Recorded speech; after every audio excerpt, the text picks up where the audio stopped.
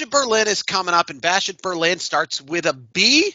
And you know what else starts with a B? Backlash. And what does Backlash remind you of? The first pay-per-view normally the last few years out of the country following WrestleMania. Well, Bash at Berlin's going to follow that motif because it's going to be the first pay-per-view following the summer's WrestleMania out of the country.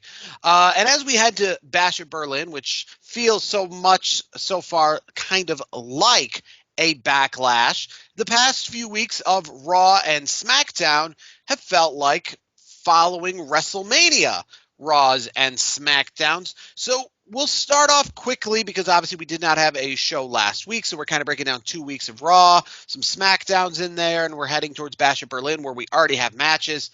But let me just ask you this. From what you remember about the Raw after WrestleMania, and obviously with the Raw after SummerSlam, pretty fresh, are you digging the post-SummerSlam Raws more or less than the post-WrestleMania Raws? I mean, obviously, timing and freshness of it. You obviously, you remember vividly SummerSlam's post-SummerSlam Raw versus post-WrestleMania Raw.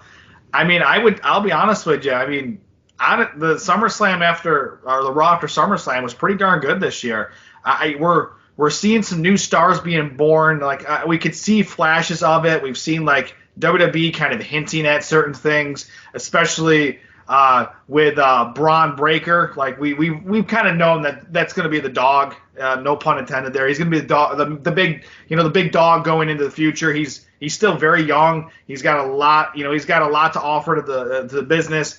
I love what they're doing with him. I love how they're placing him. They've been putting good matches on with Sami Zayn. Perfect guy to work with. Sami Zayn's like one of the best workers in the business. So he's one of those names that like anything that Braun Breaker's doing right now is absolutely fantastic. And not to mix up the names because they're very close in name.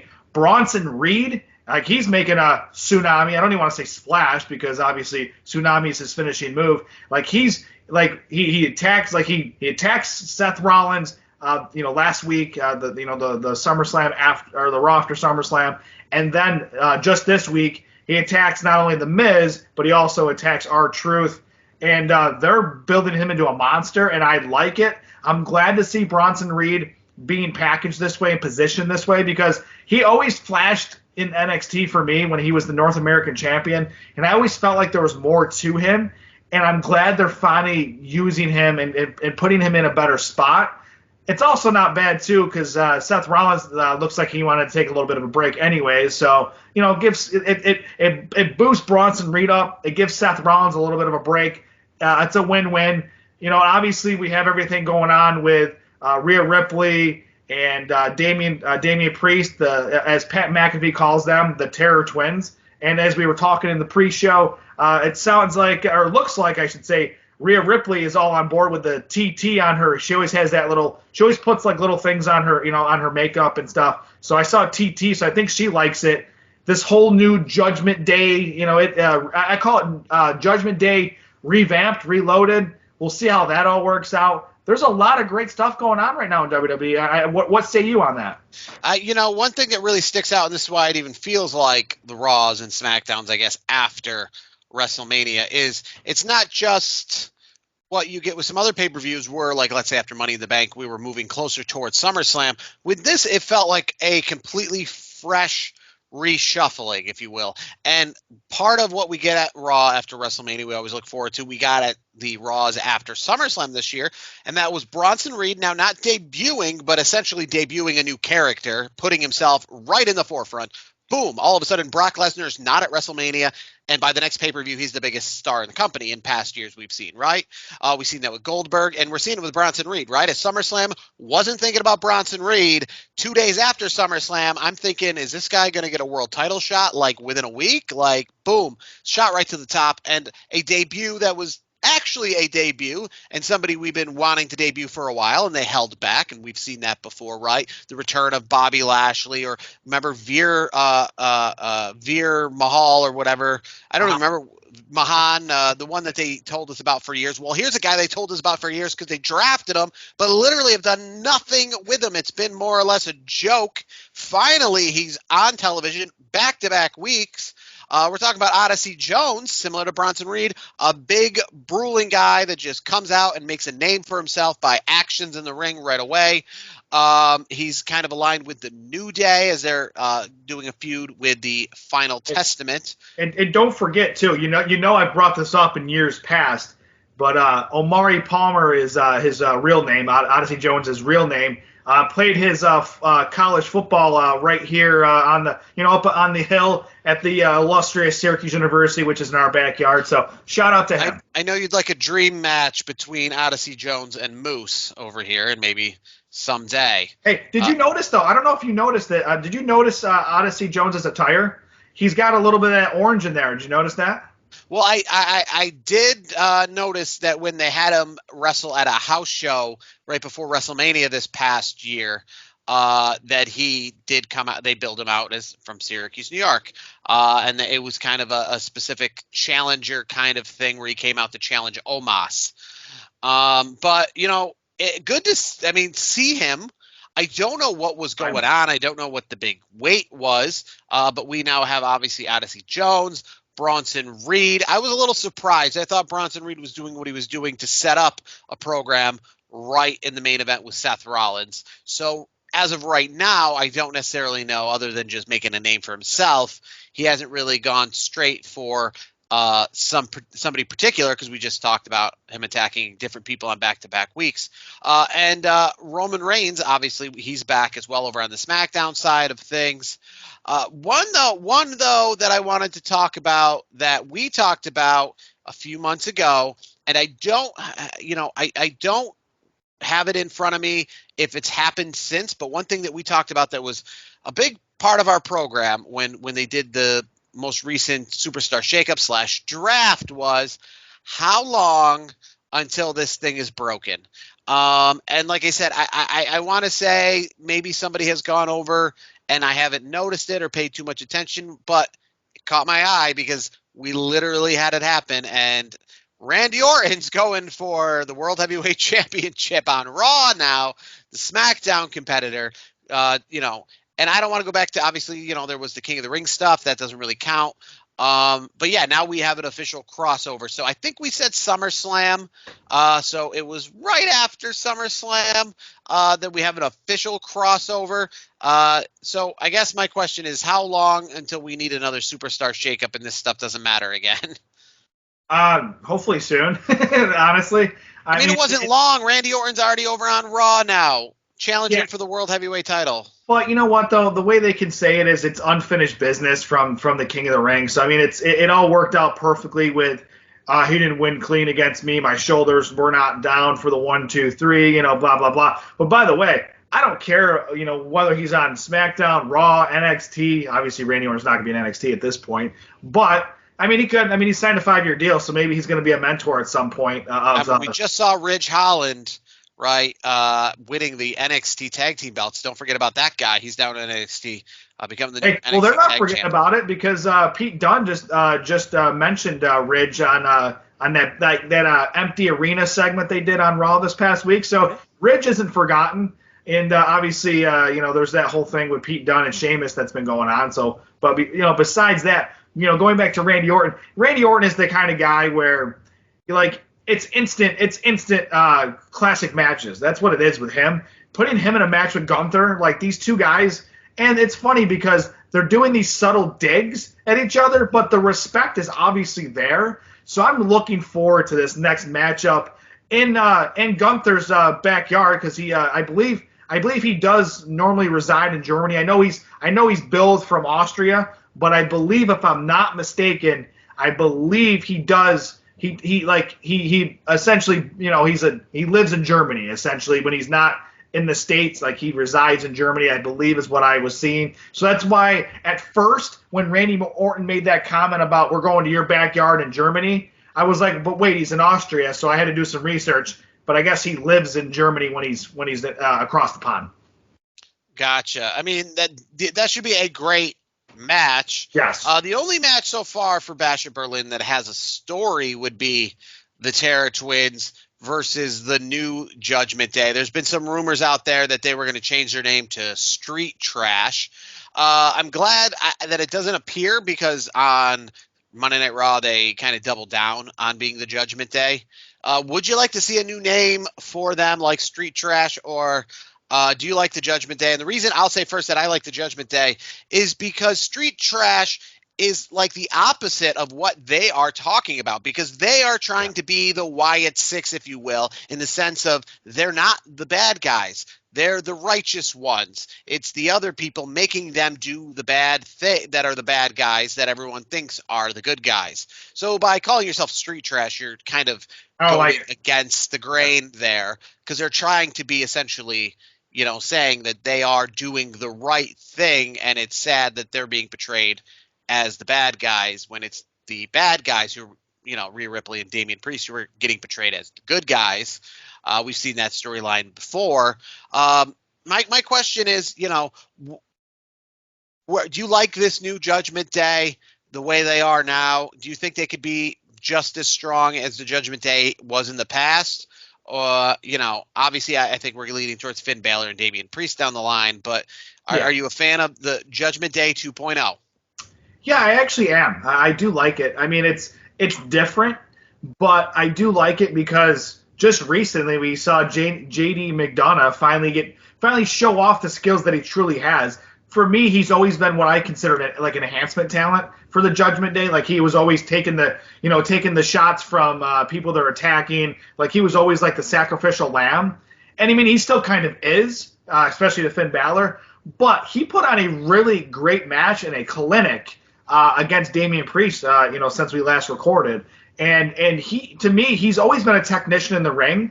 And even Michael Cole was like, he hyped him up, talking about like Shawn Michaels, speaking very highly of him. So like, obviously there's a little bit of rebranding amongst the Judgment Day as well. I think the whole thing with Liv Morgan and Dominic, I think that's entertaining. I think it's an added factor to the, not only to the Judgment Day, but for Raw as a whole. I think that's cool. Carlito kind of to me is almost like, and it sucks because Carlito to me has been very well respected in the business. He's done a lot. I've been watching him for, as long as I can remember, 20 plus years. And I feel like he's kind of like the comedic, like it's almost like he's their version of R-Truth in the Judgment Day these days, because he's almost like comedic relief, which I feel like is not, that's a little bit of a disservice to Carlito, so that's where I have to nitpick a little bit. But on the other side of it, the Terror Twins of Damian Priest and Rhea Ripley, I think it's cool that they're still kind of a unit. So, I mean, it all works out. I think it's a good break for all parties involved. Cody Rhodes is going to take on Kevin Owens at Bash at Berlin. This match doesn't make too much sense. What do you make of this match that really has no story going in? Do you think a story can kind of bloom out of this? Is there a story we're not seeing here? There is a story. There is a story in there. It's a story where Kevin Owens has had Cody's back for a long time, and the story is Cody Rhodes being who he is, and people that have had his back.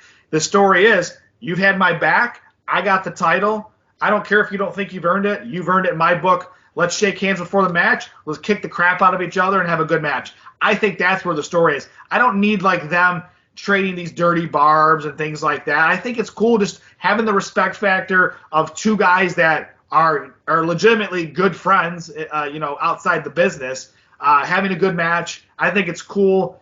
Some people probably like, well, Kevin Owens hasn't, he hasn't qualified for anything and blah, blah, blah, blah, blah. I don't care about that because he's earned it in my book. Kevin Owens has already been a champion and he's been champion of various titles in WWE. He's been Cody Rhodes' guy for a good amount of time, and they're good friends. So I think that's enough of a story for me to have a great show and a great match. Kevin Owens just celebrated 10 years in the WWE, and I can tell you, as somebody who has seen him a few times prior to the WWE, he wasn't one that I thought I was going to be seeing in the WWE. Especially with the kind of the career that he has. I would say, Sami Zayn celebrating just a little over 10 years. What's next for Sami Zayn? Braun Breaker is the IC champ. We've had these rematches now. What is next for him? That's a great question. That's the $1 million question, because honestly, I'm not sure what's in the cards for Sami at this point. I mean, I mean, at this stage, the Braun Breaker thing, I feel like that's done, obviously, after what we just saw this past week. So I feel like he's got to move on to something else. Maybe him and Jey Uso, maybe they do some business together, and maybe they form they get back into the tag team scene a little bit, which I know is kind of meh because Jay and Sammy are both really good singles guys that you could put the strap on and everyone's going to be happy about it. So for me, I think the one that makes sense, at least that comes to mind right now, is maybe Jay and Sammy, they tag up and they do business. Or actually, you know what? I'll throw a curveball in. What if Sami Zayn helps out the new version of Roman Reigns? That could. Well, I was going to say, if Sammy and Jay team up, that'll make it much easier down the line if he was to be reintroduced to the Bloodline again. So him teaming up kind of with Jay right now would show that bond currently. Maybe they win a tag team title here or there, and then obviously set up going towards War Games. What is really the first order of business for Roman Reigns? I mean, we all know the long game here. We all know War Games at Survivor Series. We all know Mania. What is the short game here for Roman Reigns? I think what the short game is, I believe it's there's going to be something going on with him and Solo Sikoa. I think that's obvious. I think that's the first thing up. But don't you find it a little interesting that Jacob Fatu has been nowhere to be seen since Roman Reigns really has entered the picture? I think that's kind of something that's been noted. Where I feel like they're kind of like I think they're on a path at some point where they're going to cross paths. So I feel like it's going to be Solo, and then at a later date, I think it's going to be Jacob Fatu versus Roman Reigns, because I think WWE thinks very highly of Jacob Fatu. I think he's going to be, to me, I think he's going to be Umaga, but better and have a better career. And Umaga had a great career, so no shade towards the late great Umaga, but I think they see him as maybe a modern day Umaga, which would be a high praise for somebody like Jacob Fatu, because Umaga was really great when he was in WWE. I still remember, some of his great matches. The Samoan Spike. Like, if Jacob Fatu can be anywhere close to an Umaga, I think that's pretty good, and I think WWE sees him in that ilk. So I think he's going to be off to the distance a little bit, but I think him and Roman are going to be across the paths after Solo and Roman do business. I think of a perfect match for Bash at Berlin to kind of satisfy some of this, but at the same time not, give us these main matches like Solo versus Roman one-on-one and Hell in a Cell or something, or obviously, big time matches other than that for championships. Here's one for Bash at Berlin. I don't know, maybe they might announce this in the near future. If they don't, whatever they do announce, I think this is a better idea. How about, because you just said Jacob Fatu, right? Not here. How about a gauntlet match, right? Because the whole idea is that Roman Reigns, he's the tribal chief. If he's able to be the tribal chief, he should be able to go through everybody one-on-one. Clearly, it's going to be something that starts out, so it's 3-on-1, but not in the 3-on-1 sense of, at one time. Kind of make it a longer match, kind of drag it out a little bit, with Solo being the third person. So, obviously, Tama and Tonga, first be one or two, to face Roman. And I don't think, I guess, that those guys are big enough to have a one-on-one, maybe on a SmackDown, but to have just a one-on-one pay-per-view match yet with Roman Reigns or ever. So kind of to add some actual intrigue, to make it so it's not just a throwaway. So this isn't just, a match that's just a B-show pay-per-view match, you know what I mean? This isn't before Brock Lesnar faces Kurt Angle at WrestleMania, he takes on, Charlie Haas. That kind of thing. This is more of a meaningful match because Solo will be involved. It's a 3-on-1, but it's a gauntlet. So you have each man come out one at a time, with Solo being the last man. And the reason I say with the Jacob Fatu thing being interesting is because I think Roman Reigns obviously could go through all three of them, have no problem, go through the first one, go through the second one, and essentially look like he's probably going to beat Solo too. And that's when Jacob reemerges, helps Solo. Solo gets the win, only with the help of Jacob. So while, yes, it looked like Roman was going to go through each one-on-one, then at the end, it ends up being a essential 2-on-1. and he loses to Solo. And that can set up, like a more one-on-one Hell in a Cell match, even, because that way Hell in a Cell can be used to essentially keep the bloodline out. And then it'd be Solo and Roman one-on-one. Look at this. We're playing the bookers here. I like fantasy booking for a B show pay-per-view. That would be perfect right there. You got this gauntlet match, or you could do 3-on-1. I mean, 3-on-1 or the gauntlet match or whatever. I just think the gauntlet, obviously, it gives you that more hope, because Roman or anybody can go through 3 individuals. So 3-on-1 just seems like too much. And it seems like if Roman does win a 3-on-1 in that sense, it will discredit the bloodline, and we're not going to be interested in seeing them. If one person could beat 3, why would I want to see bloodline versus bloodline in Survivor Series? So you got to do it one-on-one, to have Roman Reigns. Well, let me ask you this. One-on-one. When does Jimmy come back? That could also be, maybe, but Jimmy's going to join Roman. So I would say, maybe right after, Solo and the Bloodline 2.0 beats Roman at Bash at Berlin, is that we get maybe Jimmy come back to help Roman beat Solo at Hell in a Cell. Maybe, it's a one-on-one, and maybe some Bloodline breaks into the cell, makes it on the disadvantage again.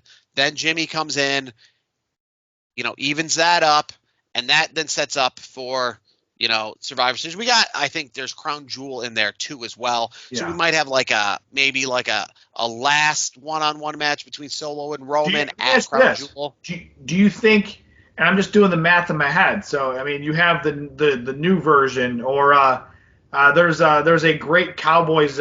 He's a Cowboys beat writer, but he also covers wrestling. Patrick No C Walker, great contributor to both the Cowboys and wrestling as a whole. He came up with, I believe he calls Solo's version of the Bloodline like the Temu version. I don't know if the kids would probably get that better. The Wish version, the Temu. Yeah, it's like the Sheen version of it, so to speak. And I thought that was perfect. But I have to ask you, there's 4 of them. If you bring back Jimmy and Roman, and then you throw Jay in there, do you think Sammy would be the other 4th to make it a 4-on-4? There you go. Sammy, the Usos, Roman, obviously, then Jacob, Tonga, and Uso, or Uso, Solo. There's your 4-on-4. It's hard to get them all straight here. There's your 4-on-4. I don't know. And, here's another thing too, is we've got more people that I know they want to bring out. We got more people that we know they want to bring out. I don't know when that's going to be. I feel like we're going to hold off on people like Zilla for quite a while here. But, here's the thing. When it comes to outside of WWE, Zilla is no secret anymore.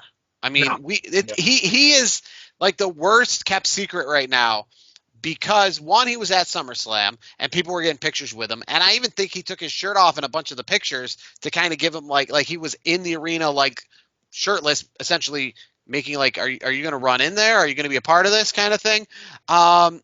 So kind of giving off that he wasn't blending, really showing that when people were getting pictures with him, if you didn't know who he was, that that's a wrestler. And he looks like a much more fit version of Umaga. So, he's involved. He's like the worst kept secret. There is actually, I think, House of Glory right now. He is one of their champions, and they're selling a shirt that looks very similar to We the Ones shirt, but featuring House of Glory and then Zilla Fatu as in the only one or something like that. So yeah, it's the worst kept secret right now. He's equated to minor league sports. He is sitting down there just waiting, where people are knowing who he is, seeing him on these small circuits, GCW, House of Glory, whatever else have you. But they know that the time is coming for him to come to WWE. It's not even a question. There's another one too. When. I mean, you got I call them the Tongans, Tama Tonga and Tonga Loa. Their brother, he's a monster. What is his name? Hikuleo? I'm always saying that wrong. He was in New Japan. He's 6'8". Yes. I call him Leo because it's easier for me to say it. He's like a 6'8" monster, and he's literally he's literally siblings with Tama Tonga and Tonga Loa. So When is he coming? Because I know he's in WWE now, if I'm not mistaken. I know he signed a deal. I feel like he did. It's too bad they couldn't also do something with a guy. They used to have. He's currently on the indie scene right now, but like Alpha Junior. It's too bad they had him obviously back in like 2008, 2009 times. He was not anything special. I think they had him a little bit like on main event matches and NXT in its early days and that kind of stuff. But it's too bad he can't get involved. You know what I'd like to see when it comes to this bloodline, and I don't know where essentially Tamina, if she's still around, able to wrestle. I don't know if she's officially called it quits, but I'd like to see, a woman's element to this, because we all know about Nia Jax, right? And she was obviously featured in that bloodline tree, before WrestleMania last year, as being on that bloodline. It'd be interesting to have like a woman element to this, if you could have like a Tamina Snuka on one side and a Nia Jax on the other. That would be interesting. I don't know that dynamic yet. That'd be interesting. I don't know when, like I said, any of these other people. I think we're staying put with this roster right now. Like I said, I think it's going to be 4-on-4 at the Survivor Series. For the remainder of this year, we've got 4 pay-per-views. And leading up to WrestleMania, we've got 6 pay-per-views as of right now. Those pay-per-views being Bash at Berlin, then we have Bad Blood, then Crown Jewel, Survivor Series, and then the start of next year, the Royal Rumble and Elimination Chamber. So 6 pay-per-views between now and WrestleMania, where I imagine at WrestleMania we are going to get some sort of form of Rock and Roman, or maybe even Rock and Solo, or Roman and Solo if for some reason Rock doesn't pan out in that sense and they push him towards Cody instead. We learned last year that nothing that is exact is going to happen at WrestleMania 39. It was Rock and Roman in my eyes for sure. We didn't get it. And then at WrestleMania 40, it was Roman and Cody for sure. And then for a minute, it looked like we weren't going to get it. So can't, long-term quarterback WrestleMania just yet. I know Rock is probably going to have some component. Roman Reigns will definitely have some component as well. And it's going to be their bigger blow-off matches regardless. But we got 6 pay-per-views between now and then. I think that gauntlet match is great for Bash at Berlin. I think Solo versus Roman inside Hell in a Cell will be great for Bad Blood as well. I'm looking forward to this bloodline stuff. I think there's a lot of good stuff, with that. And I'm very curious to see how we make Bash at Berlin a good pay-per-view. Because right now, I'll be honest with you, it's a B-show pay-per-view kind of in my eyes. It's 2 weeks out. I mean, they're going to build it into something decent. I mean, they're obviously going to sell Randy Orton and Gunther. That's obviously going to be the main event. I think that's going to be a good match. I feel like they'll fill it in with other great content. I feel like they're slowly building that in. I know they got the tag match that you mentioned with I believe the Terror Twins and Dom and Liv. Yeah.